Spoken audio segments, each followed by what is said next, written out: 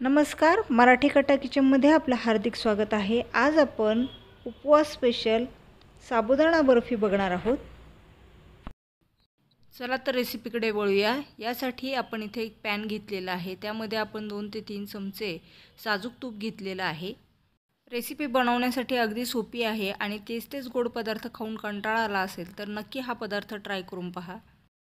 आणि आता आपण याच्यामध्ये अर्धा कप साबुदाण्याचं पीठ घातलेलं आहे। तुम्ही या जागी भगरीचं पीठ देखील घालू शकता। पीठ अगदी आपल्याला बारीक दळून घ्यायचं आहे आणि आता याला आपण छान खरपूस भाजून घेणार आहोत। पीठ आपल्याला छान मंद आचेवर भाजून घ्यायचं आहे। थोड्या वेळात याचा छान सुगंध यायला लागेल।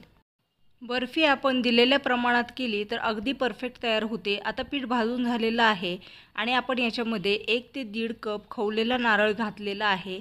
पाठीचा याचा काळा भाग आपण काढून घेतलेला आहे, जे आपली बर्फी पांढरी शुभ्र होण्यासाठी मदत होते।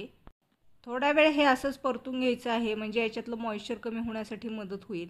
आता आपण याच्यामध्ये साधारण 1 कप साखर घातलेली आहे आणि पुन्हा हे आपल्याला छान परतून घ्यायचं आहे। आता याला छान क्रीमी टेक्स्चर येण्यासाठी आपण 2 ते 3 चमचे याच्यामध्ये साय घालणार आहोत आणि 1 कप दूध घातलेलं आहे।